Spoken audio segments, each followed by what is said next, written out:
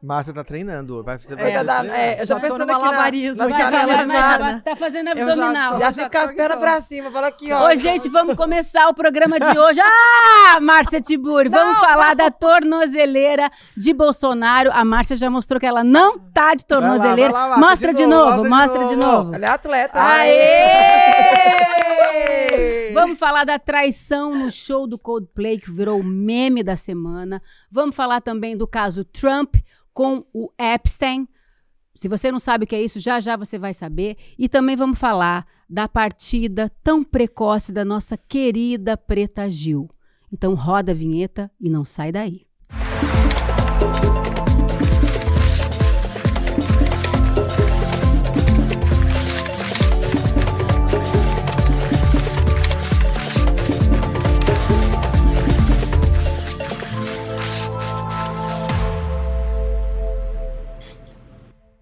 Olá! Está no ar mais um Precisamos Conversar, o programa de debates do ICL feito por mulheres para todo mundo. Eu sou a Juliana Baroni, estou com elas, que fazem esse programa cada dia melhor. Aqui na nossa mesa, atenção, Açucena cantora, Márcia Tiburi, escritora, e Sara Zara, filósofa das redes. E a rainha do look, olha esse cabelo. Gente, esse cabelo foi ela lavado tá hoje. muito vintage. Quando a gente não lava, a gente enrola. Linda. Você vai poder assistir também, ó, Precisamos Conversar, no Spotify, que está disponível em vídeo. Bom, antes de qualquer coisa, eu tenho uma convocação para fazer para você. No dia 27 de julho, às 20 horas, você vai assistir ao maior anúncio já feito na história do ICL. É um novo paradigma, gente, na educação, no jornalismo e no entretenimento que vai transformar a vida de muita gente. Eu tô louca para contar, mas domingo tá chegando, então você não pode perder. Garanta já a sua vaga no link iclconversar.com.br e participe da revolução. Márcia vai participar da revolução também. É o único spoiler que eu posso dar. O único! Atenção, hein? Então agora, se inscreva agora aqui no link que tá aqui em algum lugar deste vídeo, tá? Eu já sei o que é, eu já sei. Você já sabe também? Descobri ontem que aquele povo conversa muito. Ela tava lá, ela soube, ela tava lá no rolê ICLs. Você não sabe de nada, né, Cena? Não, pra mim é uma surpresa. Calma que domingo tá chegando e você vai saber de tudo. Bom, sexta-feira passada, dia 18 de julho, às 6 horas da manhã, rolou um toque, toque, toque. A Polícia Federal bateu na casa de Jair Bolsonaro. Desde esse dia, o ex-presidente está usando tornozeleira 24 horas. Não pode falar com 2 de seus filhos, Eduardo e Carlos. Tá proibido de usar redes sociais, não pode dar entrevistas. Bom, nem vamos entrar nesse assunto, né? E tem que se recolher em casa das 19 às 6 horas da manhã. O crime? Interferir no curso de processos judiciais, desestabilizar a economia do Brasil e pressionar o poder judiciário. Como a PGR viu uma concreta possibilidade de fuga de Bolsonaro, pediu medidas cautelares ao STF. Sentiram que é o primeiro passo, né? Gente, será que ele vai ser preso? Eu queria antes dar os parabéns para minha amiga Amanda Magalhães, que viralizou essa semana com o vídeo do Toque, Toque, Toque. Quem é? É a Polícia Federal. Enfim, um beijo, Amanda. Um beijo nosso, de nós todas, Amanda. Vem um dia aqui conversar com a gente. Vem. O que você acha? Ele vai ser preso, Márcia? Eu acho que ele vai ser preso. Todos os especialistas juristas têm dito isso, né? Que ele vai ser preso e que, inclusive, a família inteira vai ser presa porque abundam os crimes. E agora tem essa... Abundam os crimes. É um crime prospera, uma abundância, muita coisa. Há uma abundância de crimes, é do verbo abundar. Então, entendi. Podemos procurar Eu no tenho dicionário. bastante. Mas então, os especialistas têm falado isso e que a família inteira vai ser presa. E agora tem a polêmica que diz respeito justamente à proibição das entrevistas e um ministro do STF parece que liberou aquele da peruca, sabe? Eu posso falar o nome dele? Melhor não, né? Deixa pra lá, todo mundo sabe quem é. Aquela história do 4 a 1. Mas, aí que vem a questão. Eu acho muito interessante muito importante, inclusive do ponto de vista da defesa, manter o Bolsonaro quieto, porque quanto mais ele fala, mais crime ele comete. Então é uma proteção para o Bolsonaro. E o ministro que libera o Bolsonaro desse processo acaba prejudicando o Bolsonaro. É que nem o filho, o Eduardo Bolsonaro, lá nos Estados Unidos. Quanto mais ele fala, mais ele se prejudica, mais crimes ele comete. Aliás, a tornozeleira é por conta do filho também, né? E principalmente, que está atentando contra a soberania do Brasil lá nos Estados Unidos. Ele é um deputado, gente. Isso é deputado crime. Federal. E que gastou uma fortuna, são milhões que ele vem gastando na posição que ele está de... a figura que abandonou o Brasil, abandonou o cenário político onde ele deveria estar trabalhando. E como essa gente nunca trabalha para si mesmo, porque esse é um dos grandes problemas dos corruptos. Eles não trabalham para o povo, eles trabalham apenas para si mesmos. Ele ainda recebe dinheiro, não, né? Não, recebe, parece que... Não, ele agora voltou a receber 46 mil, Mas ele nem tá aqui, gente, trabalhando aqui. Mas ele recebe. Mas o Xandão bloqueou os bens dele, viu? E o salário também. Bloqueou o salário, eu não sei, mas os bens... o que eu li é que tinha bloqueado o salário também. Então, sim. ótimo. Porque ele não ia trabalhando aí. E bloqueou o Pix e bloqueou o acesso dele às contas, porque o Bolsonaro não falou que ele mandou 2 milhões Ou o que pode ele. acontecer é que onde cairia a conta do pagamento dele como deputado tá bloqueada.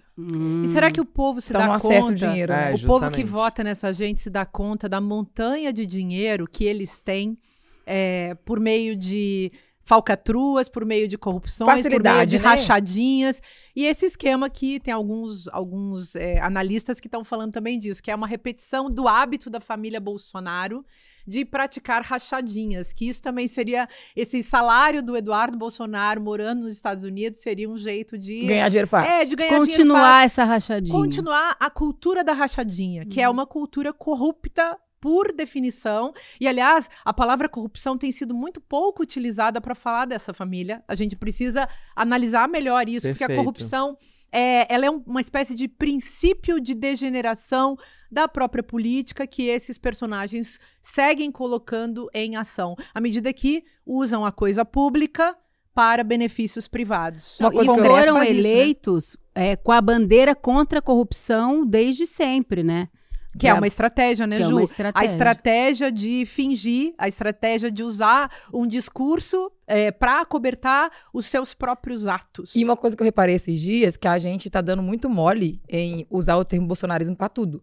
Porque, pra mim, eles inventaram esse nome pra mascarar os crimes. Então, a gente começar a chamar o povo pelo nome devido. Então, não é bolsonarista, é o cara que ele pratica rachadinha, ele é um desonesto, ele é um criminoso, é um homofóbico, é um racista. Não é pelo termo, né? Porque ficou muito confortável você ser bolsonarista. Porque ninguém vai saber qual tipo de crime que você comete dentro desse termo. Até mas porque e são o nome tantos, certo? né? São Olha, muitos. O Xandão disse que o Bolsonaro confessou extorsão contra a justiça brasileira ao associar o fim do tarifaço à sua anistia. Ou seja... Ele confessou? Não. Tô dizendo, ele não é que ele confessou. O Alexandre de Moraes usou esse argumento de que, quando ele diz, olha, em troca, o tarifaço...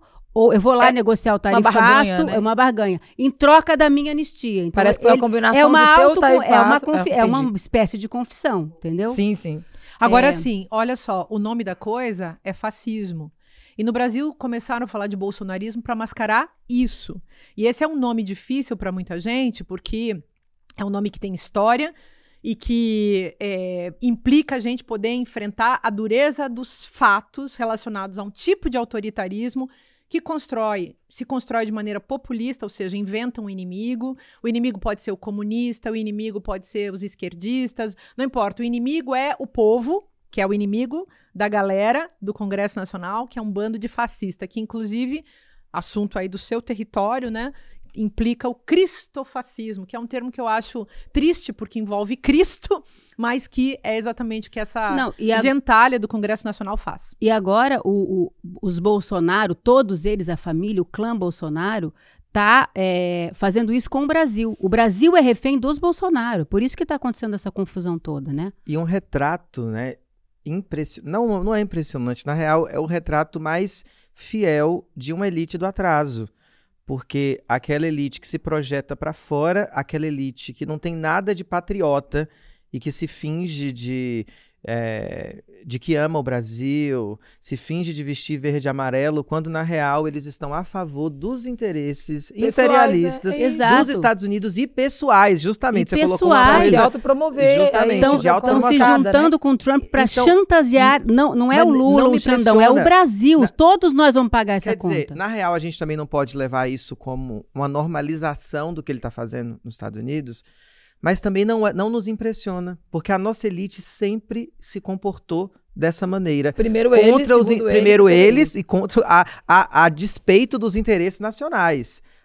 Então... É a oligarquia, o funcionamento da oligarquia é esse. Então, o povo nada mais é do que escravo, é vassalo dessa gente na cabeça deles. O território nacional pertence a eles, o PL da devastação, inclusive, tem a ver com isso. É sempre essa mesma gentalha. Foda-se esses o Brasil, homens... né? Que são oligarcas, foda-se o mundo, que são... foda-se a espécie. Enfim, e que a natureza é como se não tivesse necessidade de ter meio ambiente. A natureza tudo ela tá serve, conectado. né? Exatamente, tudo está conectado. Então eles vão lá, humilham a ministra, a ministra Marina Silva, depois eles aprovam o PL da devastação. Às 3h40 da manhã, na calada da noite. E ao mesmo tempo eles estão nesse processo da colonização interna de simplesmente avançar.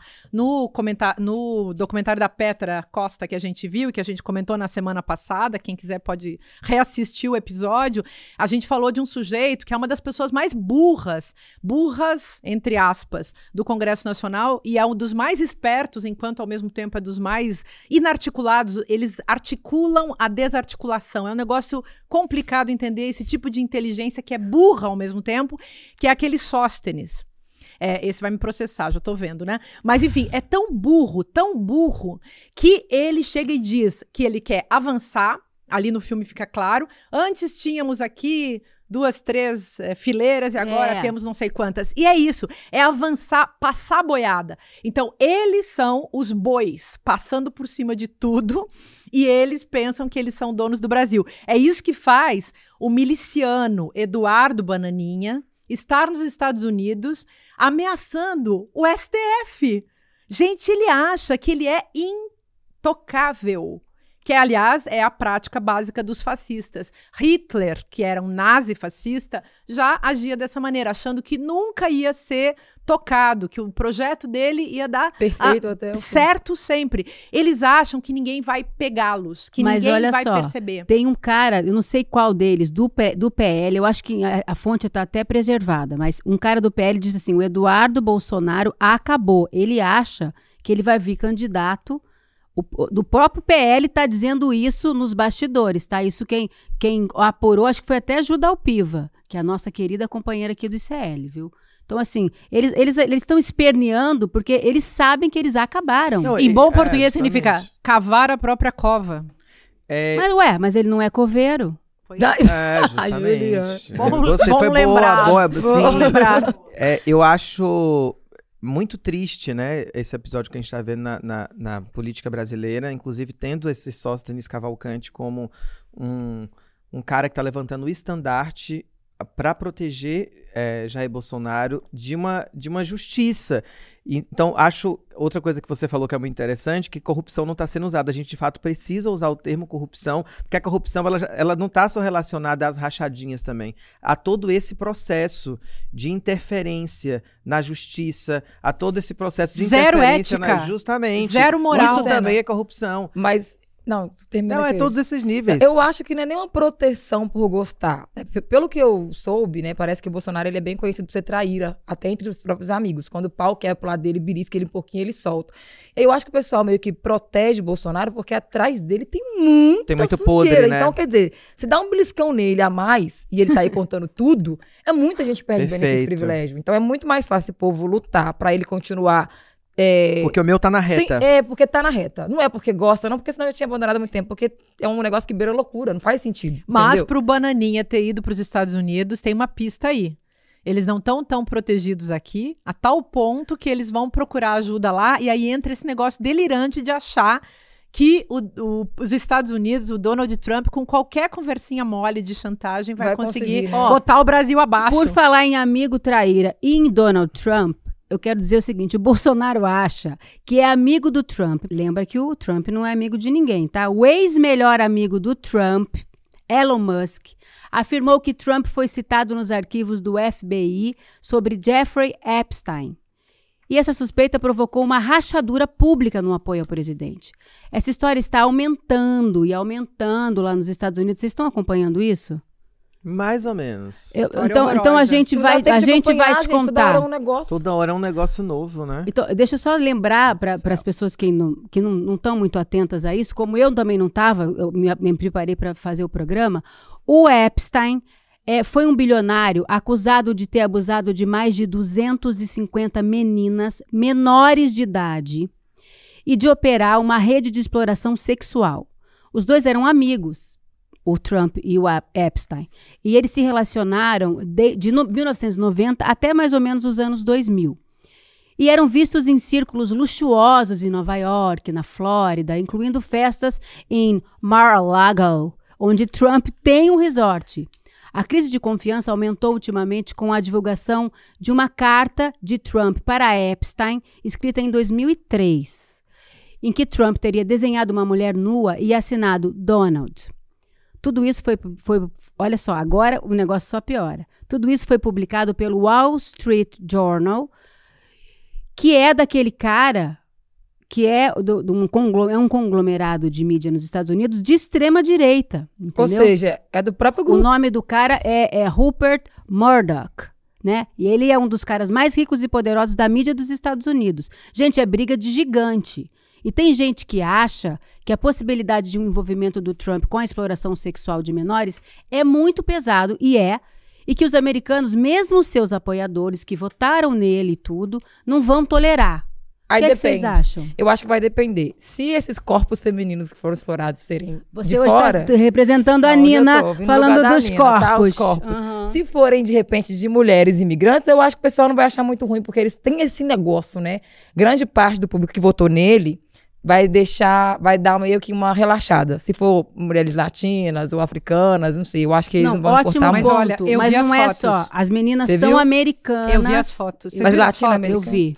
São fotos de meninas com aquele fenótipo nórdico, loirinhas. Todas loirinhas, de olho típicas claro. ali, e que tinham, assim, uma idade, digamos, entre 10 e 15 anos, algo assim. bem Vai aparecer apavorante. mulher falando que queria estar no lugar dessas meninas. Igual fizeram com o Pediri, quando o pessoal passando óleo na porta da cadeia. Uhum. Vai aparecer, escuta o que eu tô falando, vai aparecer um monte de mulher falando, eu gostaria de estar no lugar delas. Sempre tem umas 30, 40, né? Ai, não sei Sempre não, tem. Sara, nesse caso. Ai, gente, Nesse eu não caso, duvido de nada. De qualquer maneira... Você tem que ver o documento. Tem um documentário, na verdade não é um documentário, é uma série documental na Netflix que chama Jeffrey Epstein. Como é que é mesmo? Poder e Perversão. Jeffrey Epstein, Poder e Perversão, que tá na Netflix, vale a pena assistir, mas eu confesso que eu vi o primeiro episódio, eu vi o segundo e eu não tive estômago para ver até o final. Gente, mas vê só, a gente tá falando então de um pedófilo. Sempre tem E apoiador. de um grupo de homens pedófilos. E o Donald Trump, que é uma figura muito perversa. Quem viu ou esse filme do Epstein, ou o filme, essa biopic, né? Chamou O Aprendiz, do Trump, vê que personalidade egocêntrica, que personalidade incapaz de reconhecer os direitos dos outros, que pessoas sem compaixão, sem empatia. Parece assim realmente que os outros não existem. Então, o que essas crianças são para esse tipo de homem? Essa é uma pergunta. Elas não são crianças, elas são objetos, como são todas as mulheres. Teve gente que fez uma associação entre o gosto estético do Trump em relação às suas esposas oficiais e essas meninas também. Sempre a busca por uma mulher loira, que é o fenótipo da jovem pornográfica. Tem muitas fotos que a gente vê que as meninas nem peito têm ainda. É Então, horrível. De aparelho, sabe? É bem adolescente. Agora, um detalhe que eu queria apontar. Sempre a gente viu nos últimos 10 anos, pelo menos, um discurso, que é o discurso construído, o chamado discurso anticomunista, o discurso de ódio, que é misógino e que é anticomunista, e que usou a pedofilia como um tropo, ou seja, como uma marca, como uma palavra que é sempre repetida como se fosse um assunto, e botou a pedofilia como uma marca na esquerda. Então, vocês lembram disso? Fazia parte da mamadeira de piroca, do kit gay e também a pedofilia. É um combo, é um conjunto de fatores que foram usados dentro de uma retórica de criminalização do pensamento progressista e democrático. Enquanto que a direita se usurpou, se apropriou do pensamento moralista. Né, que é a família acima de... Aqui no Brasil, Deus acima como de se tudo, fossem a éticos, família. né? Disfarça, né? Não, e como se a direita tivesse um compromisso com a ética e com a moralidade. Quando a gente nem tá discutindo um conceito. O que é moral, professora Márcia? Não, mas esses caras fizeram o quê? Eles fizeram essa prática moralista. E por trás dos moralistas é muito comum existir muitas mentiras, muitas práticas totalmente antiéticas. Imorais. E, inclusive, tem aquela frase do Nelson Rodrigues, como é que é mesmo? Por trás de todo paladino da moral existe um canalha. Então, gente canalha que faz o discurso para enganar, justamente cortina de fumaça, e fala de uma imaginária pedofilia dos outros para acobertar a sua própria. Muito comum, mas muito comum. É até assustador, porque constantemente na vida cotidiana, quando a gente descobre esses caras que são que mais atacam o povo LGBT que mais são racistas, que mais são misóginos, esses em geral têm práticas na calada da noite, por trás das portas, às escondidas, que são sempre pavorosas e os incriminam. Não, e depois da prisão do Epstein, o Trump tentou distanciar sua imagem da imagem do bilionário, né? Epstein foi encontrado morto na cela de uma prisão em 2019, enquanto aguardava o julgamento por tráfico sexual. Gente, é uma história nebulosa e é muito forte e que está pesando para o Trump, né? Se você quiser saber mais sobre... já falei. E que tá pesando pro Trump, né? O que você ia falar? Fala. Não, que eu achei como tava vivo. Então, esse homem morreu. Mas essa é uma dúvida também que ficou no ar, porque ele foi encontrado morto, dizem que ele se enforcou dentro da prisão. Ou não. Ou foi enforcado, né? Ou aconteceu ou alguém obrigou coisa, ele assim. Ou ele tinha alguma delação premiada para fazer, ia aparecer um monte de nome de poderosos. Então, isso também é uma coisa que não ficou muito bem esclarecida, sabe? Não, então não tem nem chance, né? Não, mas ainda assim, eu acho que não tá fácil pro Trump. E isso é uma coisa que a família Bolsonaro, eu acho que eles imaginam, sim. Quando você disse, Ju, que alguns analistas disseram que acabou pro Eduardo Bolsonaro, a gente tem que lembrar que nem nos Estados Unidos eles estão a salvo. Porque o Trump não vai ficar 8 anos no poder. A gente nem sabe se Trump termina o mandato. No máximo, ele vai ficar de 3 a 4 anos. Então, assim, quando o Trump saiu, o que acontece com a família Bolsonaro? O que acontece com o Eduardo Bolsonaro? Porque ele vindo pra cá, ele seria preso. Já com todos os crimes que ele tá cometendo contra a nação, contra a pátria. Com o novo governo, ou democrata, que possa entrar, ou um republicano que tenha relações diplomáticas com o Brasil, que restabeleça minimamente uma diplomacia, é possível que o Eduardo Bolsonaro seja expatriado e preso, trazido preso pela própria, uma relação diplomática entre Brasil e Estados Unidos. Enfim, acabou para ele, de fato, e para a família. Eu acho que essa ameaça toda que ele está fazendo transpira, né? Desespero. Mas aqui, esse desespero. Não é forte da família Bolsonaro ter planejamento a longo prazo. Eles vão ganhando e fazendo. Maravilhosa. Eles não têm aquele planejamento inteiro, né? Eles ganham hoje pra poder perder amanhã. Aí ganha de novo, perde de novo. E assim. 4 anos passa assim, né? Passa rápido. Nossa, passa muito rápido. O ano que vem tem eleição de novo, gente. Imagina. Eles não se garantem, juntas. Né? Eles não se garantem futuramente. Eles só vivem hoje e amanhã pertence a Deus acima de tudo. Aí fica assim exatamente. E eles acima do Brasil e acima de todos eles, a família. Bom, vamos agora continuar falando, na verdade, sobre traição. Que não era para ser pública, mas acabou sendo por causa de uma superexposição. Há alguns dias viralizou o vídeo do casal que foi flagrado pelas câmeras durante um show do Coldplay em Boston. Gente, era a câmera do beijo. Câmera não, é câmera do beijo. Era a câmera do beijo. Né? É o cam kiss cam que chama. Que circulava entre o público. Logo que o casal percebeu que estava sendo filmado e colocado no telão, O homem se agachou, a mulher virou de costas para a câmera. Olha onde é que eu queria chegar. O homem é CEO de uma empresa bilionária de tecnologia. A mulher, diretora de RH da mesma empresa. Só que os dois são casados com outras pessoas. Depois do acontecido, a mulher do CEO retirou o sobrenome Byron das plataformas e o próprio CEO renunciou de seu cargo. Nossa, é muita coisa, né? Bom, o que vocês acharam dessa história? Prefiro ter relacionamento aberto, sem hipocrisia. Chegar no meu marido e falar assim, amor, tô desejando ficar com outra pessoa, o que você acha disso? Eu prefiro 1000 vezes o que eles chamam de imoralidade, que na real é muito mais sincero, moral e ético, porque você não trai, do que fazer uma patifaria dessa. Porque eu fiquei morrendo preservar de a imagem pena. da família.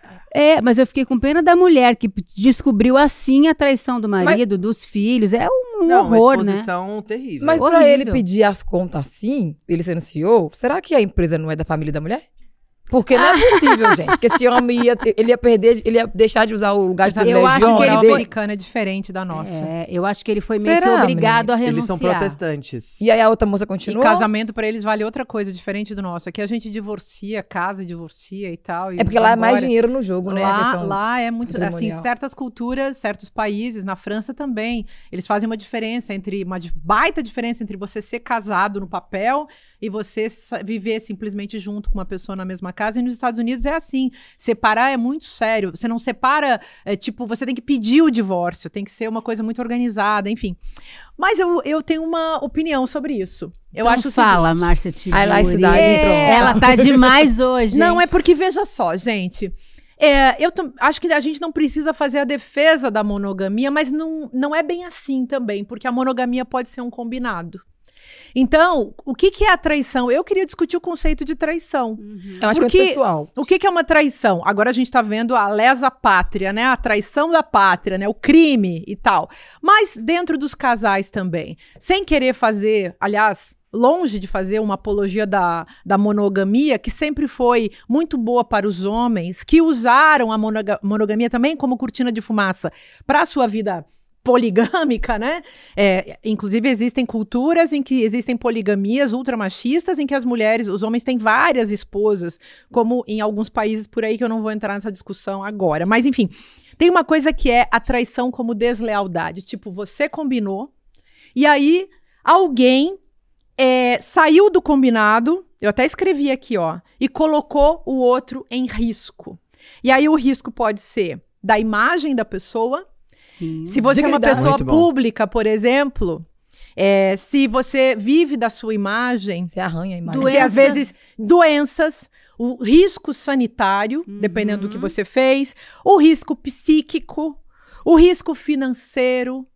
Então, é muita coisa que está em jogo quando um casal, seja hétero, seja homoafetivo, né? Pratica uma traição, que é sair do combinado. Se a gente combina que nossa relação é aberta, bacana. E se a gente combina que a nossa relação é fechada? Eu passei por uma situação. E agora sim. Conta! Não, é que é interessante. Conta. Eu ia até fazer ia dizer assim, uma amiga minha, mas eu até já contei isso aqui. eu ia contar que era Tem minha uma amiga. prima. Ai, gente, mas infelizmente eu tive um relacionamento que eu fui enganada durante muito tempo. E eu sou uma pessoa antiguinha. Eu sou monogâmica. Serial Somos monogamic, é verdade. Mas eu sou, tipo, eu sempre tenho um relacionamento e eu só consigo ficar com aquela pessoa. E eu gosto de ficar naquela conversa só nós dois, sabe? Massa é fiel de ficante. Eu nunca traí. Embora eu já tenha sido acusada disso, porque tem gente que acha que eu sou hipersexualizada e ao contrário, eu sou uma monja. Então eu gosto de um relacionamento assim, que é um relacionamento calmo e tranquilo e na paz e tal. E eu, por exemplo, vinham me contar da traição, me contavam e eu mostrava pra pessoa e perguntava, escuta, olha aqui, eu recebi isso é verdade? E aí, óbvio que a pessoa dizia, imagina, essa pessoa é louca, essa pessoa é má, essa pessoa tá tentando te atrapalhar a nossa relação. Mentia tanto. E eu acreditava, por quê? Porque eu tava tendo uma relação com a pessoa e eu achava que ela não ia mentir pra mim, porque eu também não mentia. Então, isso foi uma traição daquelas históricas. E a pior parte era, ele dizer que tinha uma relação aberta comigo. Pras outras. Então ele foi desonesto com você e com elas. E com elas. Então, e uma delas que veio me contar disse, olha, só tô te contando porque eu tô vendo que você tá sendo muito otária. Eu, hã? E eu não entendia a situação. E ela disse, eu nunca te contei, porque era uma pessoa poligâmica, porque ele dizia que você não queria saber. Então, tipo, eu era otária 10 vezes. E a gente, a coisa mais fácil... Ele tava manipulando a narrativa total. Mas a coisa que eu acho fascinante na vida humana, por isso que eu sou uma professora de filosofia, eu amo, gente, a verdade. Eu acho tão bacana, porque diante da verdade, seja nos relacionamentos, seja nas amizades, nos amorosos, nos amigos, no mundo do trabalho. Não, e pode acontecer de você se apaixonar por uma pessoa no meio do caminho, mas assim, a verdade tem que ser dita, tem que ser compartilhada. Mas tem uma coisa também que a gente tem que a nossa teacher colocou muito bem sobre a traição, mas é bom lembrar que não só casais monogâmicos traem. O relacionamento aberto, ele tem um contrato pré-estabelecido do que pode e do que não pode. Não significa que você ter um relacionamento aberto ou semi-aberto com alguém lhe dá o direito de você fazer o que você quiser. E não, você tem regras do relacionamento.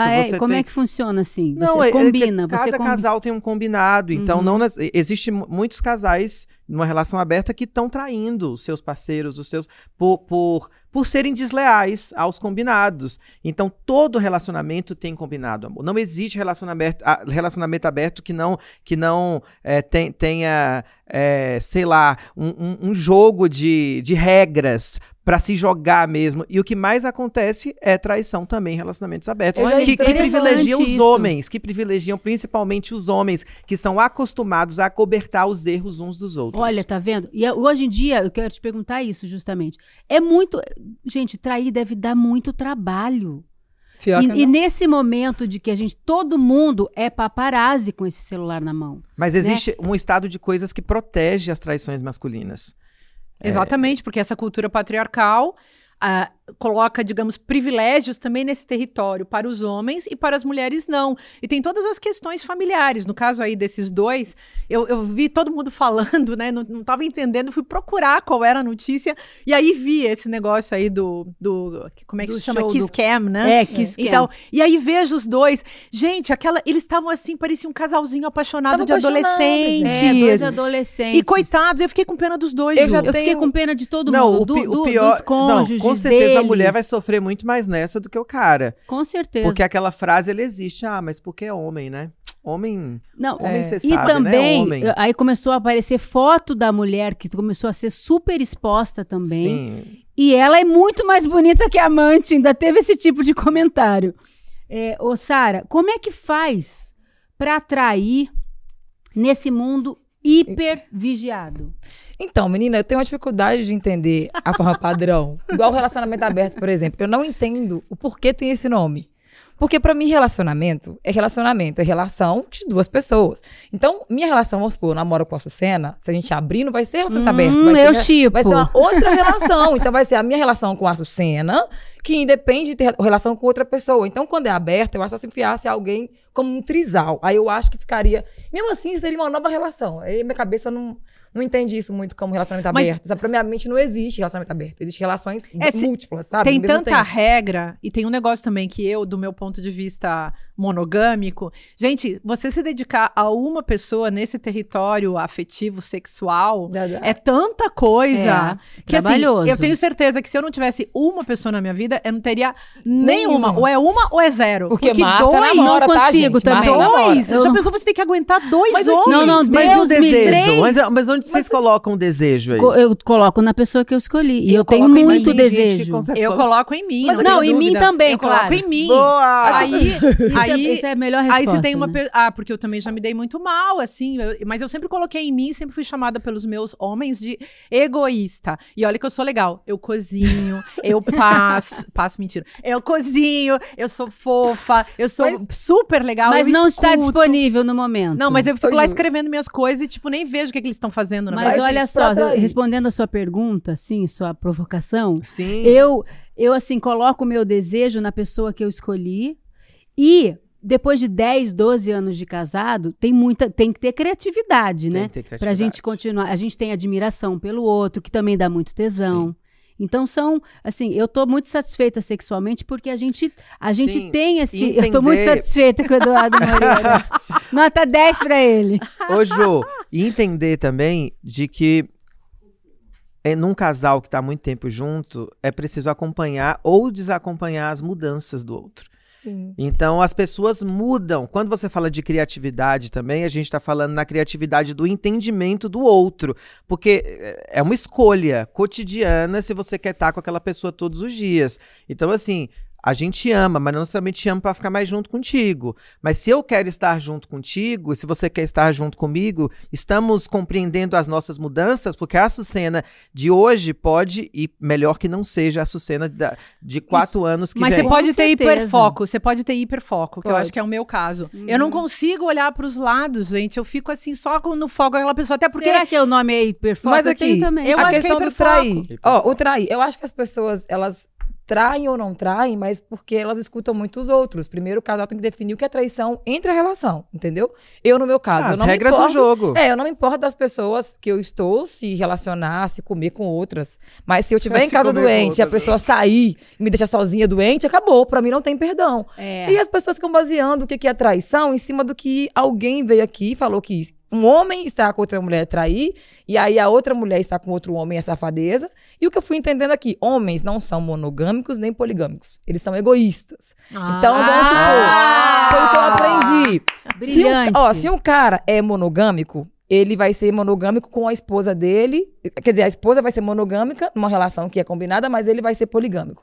E se por acaso o homem encontra uma mulher poligâmica que dá a liberdade dele ficar com quem ele quiser, pra ele não tem graça. Porque a vantagem tá no tentar enganar e ter vantagem o em cima da pessoa, né? entendeu? O proibido deve ser mais gostoso. É aquela coisa do... Eu não sei. E não aceitar que a mulher exerça o mesmo lugar de direito de prazer dele. Então, quer dizer, como que eu vou aceitar com a mulher... homem monogâmico... Tem misoginia nisso também. Um homem monogâmico não segura a onda de uma mulher poligâmica. Mas eu acho que tem a ver muito mais com... Eu conheço. Ô, Ju, eu acho que a condição aí não tem muito...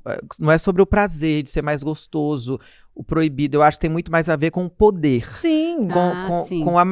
Com a esfera do poder que os homens estão acostumados e querem se sentir os tais. Gente, saiu uma pesquisa, não lembro, não sei a fonte, mas depois pesquisem aí, que parece que a porcentagem de homens que se acham bonitos no Brasil é de 95%. Meu Deus, vamos fazer um chá revelação. E de mulheres é muito pouco, assim, as mulheres, a maioria se acham feias e a maioria dos homens se acham gatíssimos. Meu Deus. Então, assim, a autoestima masculina é delirante. Sim. E isso é sobre poder. Não, e eu, como uma pessoa punk, já me relacionei com todo tipo de pessoa e gente... Eu sinto árvore, que é muito e árvore. E o homem, ele tem um lugar de privilégio o tempo todo, inclusive em relações, independente se é homoafetivo ou se é heteronormativa, que fala, né? Uhum. Ele sempre vai querer usar o lugar de privilégio dele de ter vantagem em cima das coisas. Não é tipo assim, mas o cara traiu uma mulher tão bonita em casa, e a mulher que ele tá na rua não é nem metade do que a mulher que ele tem. Porque as pessoas acostumam com beleza também, né? E chega uma hora que não é só sobre beleza, é sobre convívio. De repente, a pessoa é tão maravilhosa em casa, e aí ele conheceu outra pessoa que não tem o mesmo padrão atribuído ao que o povo acha de bonito fisicamente, mas tem algo ali que acrescenta. E o que eu acredito as pessoas só param de interessar pelas outras depois que morre. Enquanto tá viva, vai ter gente que vai se interessar pelo seu jeito, pelo jeito da Márcia. Sim. De repente eu caso com a Açucena, mas vai acontecer alguma coisa que eu nem sabia que eu gostava, conhecendo alguém, isso entendeu? verdade. Mas, gente, tem misoginia nisso também. Tem, mas se as pessoas fossem abertas e honestas de sentar e conversar, não teria traição, teriam acordos, né? Mas o povo não quer conversar. É disso que a gente tá falando. A falta de respeito com o outro, você colocar o outro numa posição de objeto, e é nisso que tá a misoginia. Então, os homens fazem isso com as mulheres. Não quero dizer que as mulheres não traiam, claro que todo mundo trai, mas os homens traem muito mais. Mas o prejuízo é maior pra gente. Colocados nesse lugar de privilégio, porque é uma cultura em que as mulheres não valem nada senão nessa posição de objeto. E tem uma coisa que me incomoda, que vale para amizades e vale para os amores, que é não levar o outro a sério, sabe? Eu não gosto quando alguém não me leva a sério, seja num relacionamento amoroso, seja num relacionamento de amizade, porque isso nos coloca numa posição de nadificação, sabe? Cara, e tem uma coisa que vocês estão falando disso, que é real sobre a traição também, desse poder que os homens exercem, é que há uma divisão também onde colocam as mulheres numa relação entre o sagrado e o profano. Imagina, eu já falei isso uma vez, que há gerações inteiras de nossas mães, de avós, que nunca puderam sentir o prazer sexual, não chegaram ao orgasmo. Gozaram, Então a gente está falando de homens que iam se divertir sexualmente com as suas amantes e prostitutas em bordéis. Então a separação de mulheres entre mulheres... Essa é pra casar. Essa é pra casar e essa é pra transar. Essa aqui é pro prazer. Então, essa cultura, lembrando que ela ainda existe, ela tá viva até nas nossas crianças, nos nossos adolescentes, e que tem ganhado força ainda como a reação da menina que é puta. Não, essa aí você pode fazer o que quiser, aquela é puta. Não, aquela a minha ali avó não, falava aquela assim, pra você segurar o namorado, você não pode fazer as coisas com ele não, hein? Pra segurar. Segura até casar, senão ele vai perder o interesse. Já minha avó falava o contrário. Muitas relações, pois é. Por isso que eu sou eu e você é você. Ai, meu Deus. Não, eu acho que tem uma mudança, hein? Mas eu acho que há uma mudança. Eu acho que há uma mudança. Só que apesar de muitas mulheres hoje casadas, que têm relações sexuais ativas e de prazer com seus maridos, enfim... Ainda há muitas mulheres que se colocam no lugar de pudicícia. Então, essa relação de poder, no final das contas, é sobre a mulher sagrada e a profana, a Virgem Maria, a ser deflorada e Maria Madalena. Nossa, que frase forte, é isso mesmo. Muito bom. A gente tem que voltar nesse assunto de traição mais vezes. Mas agora a gente vai para um outro assunto, porque domingo passado o Brasil entristeceu com a notícia da morte de Preta Gil. Cantora, atriz, empresária, apresentadora, uma das 5 filhas de Gilberto Gil e que tratava um câncer coloretal agressivo desde 2023. Mulher, preta, bissexual, gorda. Segundo muitos amigos dela, Preta era à frente do seu tempo. Viveu pouco, mas viveu intensamente. Preta era uma mulher livre, acima de tudo. Meninas, a gente pode falar de tanta coisa sobre a Preta Gil, porque ela deixou um legado de muitas lutas. Para vocês, para cada uma de vocês, qual é o legado da Preta? A coisa que mais me chamou a atenção nela sempre foi o nível de liberdade que ela tinha de se colocar no mundo sem preconceito contra ela mesma, né? Então, os preconceitos do mundo, ela enfrentou esses preconceitos e abriu caminho, mesmo para muita gente, numa época que não tinha, digamos assim, as pessoas não tinham essa autorização para serem quem elas eram. Então, foi uma vida muito bonita nesse sentido, né? De ter sido uma pessoa que foi livre para consigo e não teve vergonha de ser quem ela era. Eu acho que ela foi uma das primeiras pessoas que a gente é quase contemporânea, ela tem 50, né? Ela se eternizou, se encantou aos 50, eu tenho 47. Foi a primeira vez que eu vi uma mulher declarar a sua bissexualidade com uma tremenda naturalidade, sabe, Açucena? Isso foi uma coisa que me marcou muito na época. Eu quero deixar aqui minhas condolências, meus sentimentos, mais profundos sentimentos mesmo para nosso mestrão Gilberto Gil, Flória Gil, a mãe da Preta, a Sandra Gadelha, a famosa Drão, por Francisco, para Sol de Maria, que é a neta dela, e todos os irmãos e irmãs dela, que conheço a família. A Preta, desde que eu entrei na cena musical com a minha banda, sempre recebeu a gente, assim, com uma generosidade, mas assim, mesmo, sabe, sem pretensão de se mostrar generosa, só abrir os braços, chega, vem cá, de imediato já foi seguindo as redes sociais a gente, mandava mensagem, nos encontrava, nos tratava como se fôssemos muito amigas sempre, fazia questão de incluir essas meninas, essas pessoas trans, essas pessoas marginalizadas. Então, eu era uma pessoa que vivia, de fato, o que ela pregava. Não era fake não era hipocrisia. Isso mexe muito comigo. Eu fui depois olhar as mensagens que ela mandava, assim, muitas declarações lindas, assim. E ela não precisava fazer isso. E me arrependo até de não ter estado mais próxima depois de ler, né, e depois de ver. Mas, de fato, ela deixou um legado, que é esse legado de abertura, empatia e humanidade mesmo. A coisa que a Márcia disse sobre a liberdade, é preciso entender que não foi fácil para ela. Ela veio de uma família super exposta. E quando de um rolê onde o padrão de beleza imperava, ela não sendo padrão de beleza. Ela ser bonita é uma coisa, agora ela não era padrão de beleza. E ela mesmo considerou isso, ela disse assim, que ela lutou muito pra ser o que ela não era, até ela entender que a força dela está justamente em ser gorda, em ser preta, em não ser padrão de beleza, aí imperava a força. Olha como é forte isso. É muito. Quando você descobre que a sua força tá em ser tudo que a sociedade diz que você é de ruim. Na verdade, não era negativo, na verdade era o positivo. Então, meu viva pra Preta Gil, a gente vai seguir aqui zelando por sua memória, que eu acho que uma mulher dessa deve ser rememorada, deve ser lembrada.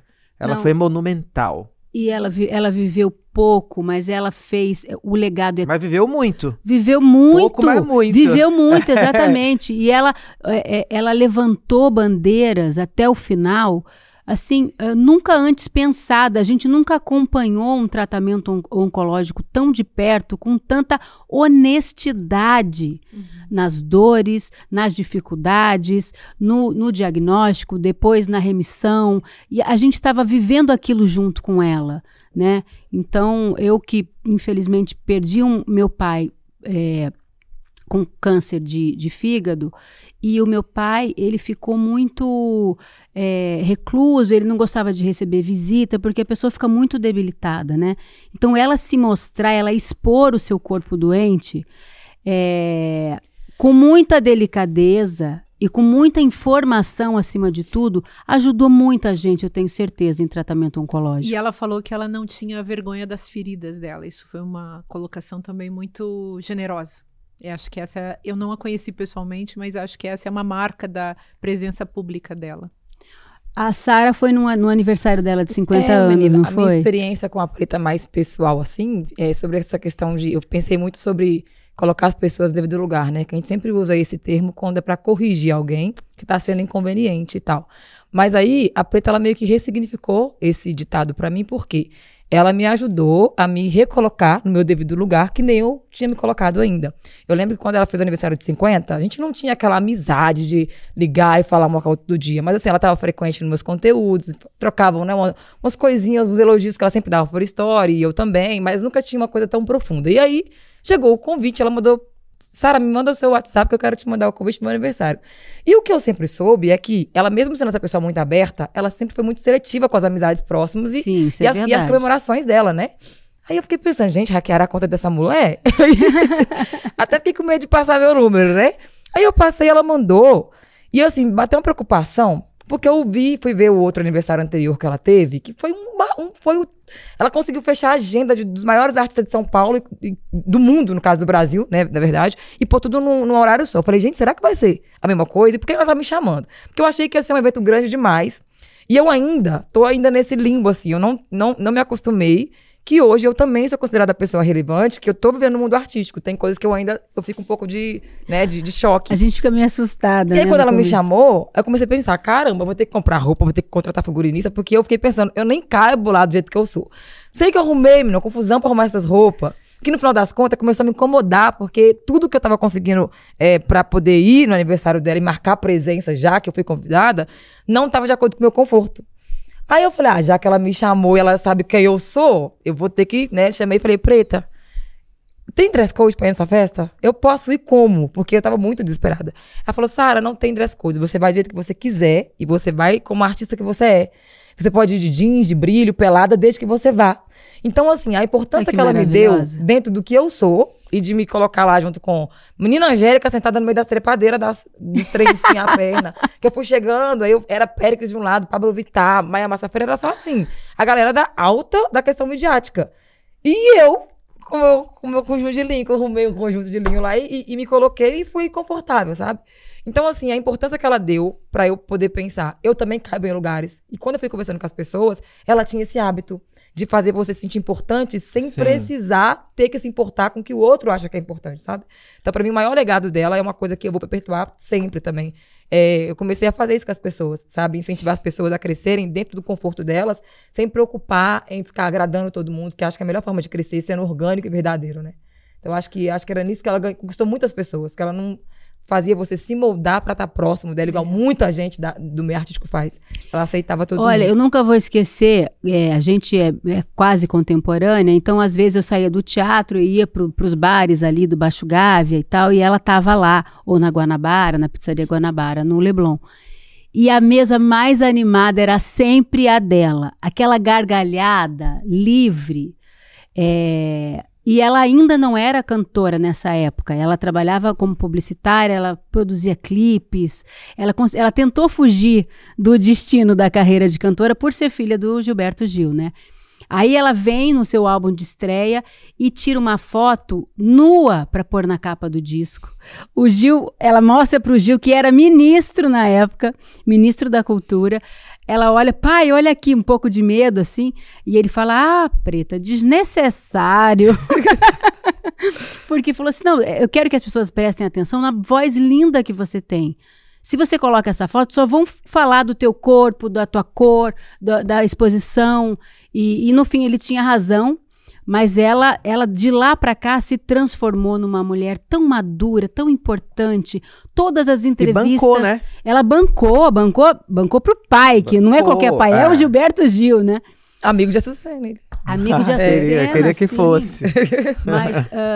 E outra coisa muito bonita também que eu queria falar é que em uma das internações da Preta, o Gilberto Gil teve uma das conversas mais difíceis que um pai pode ter com um filho.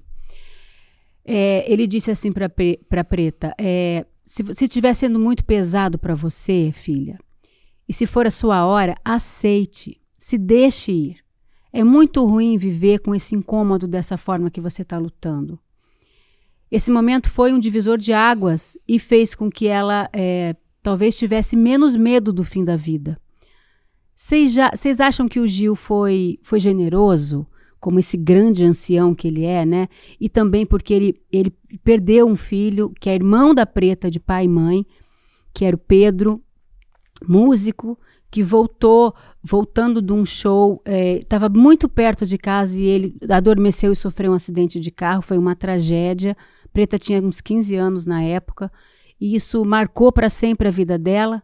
Claro, né? Você perder uma pessoa... Eu não consigo nem imaginar em perder meu irmão e minha irmã, que são pessoas que Porque os irmãos, assim, são as únicas testemunhas que estavam naquele lugar, com aquelas pessoas junto com você.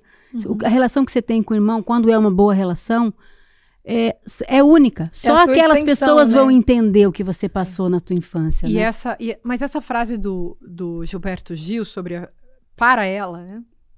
É uma frase que eu acho que é importante. Que bom que ela veio à luz para a gente poder analisar isso, porque numa sociedade como a nossa, em que as pessoas vivem como se elas não tivessem finitude, em que elas vivem como se elas não fossem morrer, a falta do pensamento e da reflexão sobre a finitude prejudica a nossa vida. Porque a gente vive uma vida como se ela fosse sem projeto, como se ela fosse, assim, eterna. E a gente não é eterno. Então, acho muito bom a gente meditar sobre a morte. O Michel de Montaigne, velho filósofo lá do começo da modernidade, disse que filosofar é aprender a morrer. E a gente precisa fazer esse aprendizado. E nessa discussão, eu acho que a gente melhora a nossa forma de viver. E, claro, rompe com os tabus da morte, que tem tudo a ver com uma sociedade que desvaloriza as pessoas, que desvaloriza a vida, que mata a rodo, que mata mulheres, que mata pessoas trans, que mata pessoas, jovens negros nas periferias, que mata os pobres, que mata gente de fome em Gaza, que mata gente de guerra, que mata. É uma sociedade que mata, é a sociedade dos homens, é a sociedade patriarcal que mata. Faz guerra contra todas as populações, enquanto a gente, que é mulher, faz uma luta pela vida. E que transforma a própria morte num tema tabu. A gente tem que falar mais sobre a morte. Até para poder preparar, né? Até para poder preparar a vida. Preparar a vida, viver a vida. Porque quando a gente tem a noção de que a gente vai morrer, você vive a vida de outra maneira, né? O meu pai, só para concluir, o meu pai, quando estava terminal de câncer, ele escreveu esse livro às pressas. E eu, às pressas, junto com meu irmão, a gente editou esse livro de uma gráfica super pequena que o Rafael Donatello, dono do ICL, junto com o Eduardo, me ajudou. E eu fiz o lançamento do livro para a família no dia 17/10. O meu pai morreu no dia 17/12. E ele abre o livro, eu vou ler só o primeiro parágrafo. Ele estava se preparando para morrer quando ele escreveu esse livro. E ele escreveu o seguinte: sinto que estou partindo para o mundo dos mortos. Não sentirei saudades do mundo dos vivos, pois, estando no mundo dos mortos, com certeza estarei mais vivo. Ele começa assim, e segue, e descreve a própria morte. Então e aí no dia do velório dele, eu distribuí para as pessoas o livro e li na hora final, que é aquela pior hora, na hora de fechar o caixão, que é aquela última imagem que você tem da pessoa. Então, assim, ele se preparou, ele sabia da finitude. Eu acredito que a Preta também sabia de que ela estava se aproximando da finitude e estava rodeada de amigos, né, Sucena? Isso foi muito bonito. Muito bonito. E ela morreu no dia do amigo, né? Eu vi uma reflexão acho que René Oliveira, um crítico de moda, inclusive, e ele colocou: que simbólico, não foi por acaso que a Preta Gil morre no dia do amigo. Ela que tinha como legado essa relação com grandes amizades. De fato, os amigos dela foram para Nova York, acompanhar seu tratamento. Os amigos dela, o Gominho deixou seu emprego para viver esses últimos meses com a amiga. E ter esse privilégio, né, também de poder se tratar onde quiser e melhorar os últimos momentos. Melhorar os últimos momentos. E, enfim, o Gilberto Gil tem um texto que é lindo. Ju estava lendo, lembrei, a primeira vez que eu ouvi foi ao vivo, uma música dele chamada Não Tenho Medo da Morte, onde ele coloca: não tenho medo da morte, mas sim medo de morrer. Qual seria a diferença, você há de perguntar? É que a morte já é depois que eu deixar de respirar. Morrer ainda é aqui, na vida, no sol, no ar. Ainda pode haver dor, ou vontade de mijar. A morte já é depois. Já não haverá ninguém como eu aqui, agora, pensando sobre o além. Ai, a música continua. Que coisa forte, linda. Né? Eu acho... Não, fala, desculpa. por favor. Essa questão sobre a morte, eu penso de uma forma muito particular, né? Eu acho que cada pessoa vai ter... A gente tem uma ideia do dia de nascer, porque tem os exames que a gente faz para poder ter noção, mas o dia de morrer, ninguém tem a mínima de como isso vai ser. Mas algumas pessoas, elas têm o privilégio divino de ter um aviso prévio, sabe? Igual pessoas que estão em condições terminais, elas têm um aviso prévio que está chegando o fim e como elas querem desenhar a sua partida, né? Então, seu pai, Preta e outras pessoas que tiveram esse tempo de avisar: olha, eu já estou quase acabando aqui para eu começar uma nova vida após a minha morte, elas conseguem explorar das pessoas o melhor e o pior. E quem escolhe se melhorar com a morte da pessoa da outra, que não é uma questão negativa nem de prejuízo, sabe? É só você entender o que aquela pessoa deixou de legado para você até aqui e o que você vai conseguir perpetuar a verdade dela, né, dentro da sua vivência. Então eu achei que, tipo assim, é um privilégio muito grande das pessoas que conseguem, em meio século, pregar algo tão valoroso e tão grandioso, igual Preta fez, que tem pessoas que nem se vê-se 3 vezes um século inteiro ia conseguir fazer, né? Verdade, então foi um privilégio, assim, absurdo dela conseguir reunir todo mundo ao redor dela e todo mundo já... Homenagens lindas, né? Em vida ela conseguiu receber tudo isso, né? Isso foi muito bonito. E eu acho que a gente também poderia fazer uma homenagem para ela, e ninguém melhor para fazer isso do que a nossa querida Açucena. Açucena, vamos cantar pra Preta? Eu ia cantar Drão, mas eu tenho uma dela com a Gal. Deixa eu pegar a letra, melhor.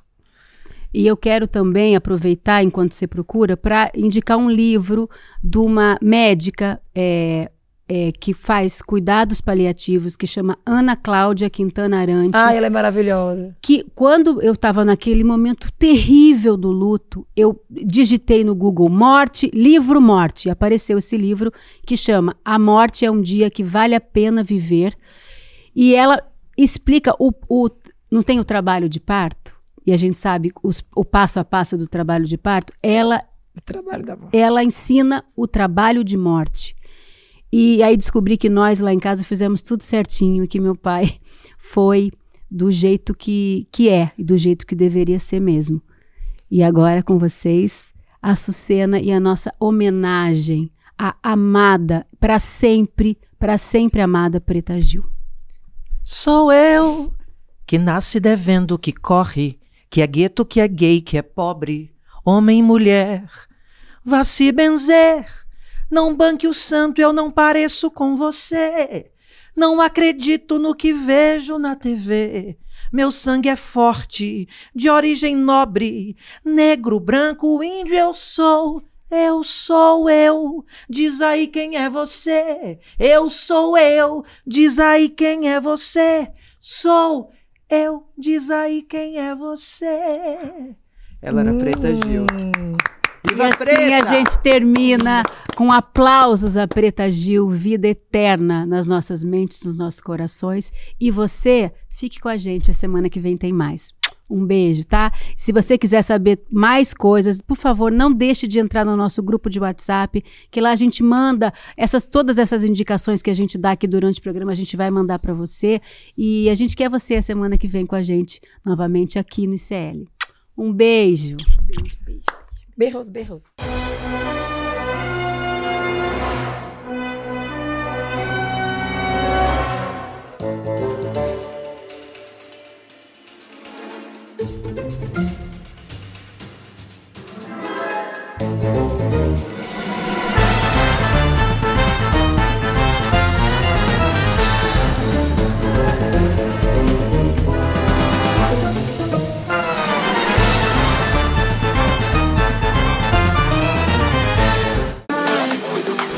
Don't waste my time.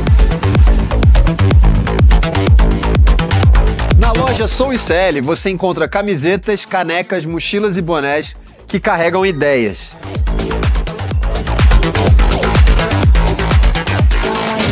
Produtos com propósito para quem acredita em justiça, consciência e transformação. Vista, use, leve a luta com você. Acesse souicl.com.br e escolha o que representa você. ICL, souicl.com.br, tá tudo lá.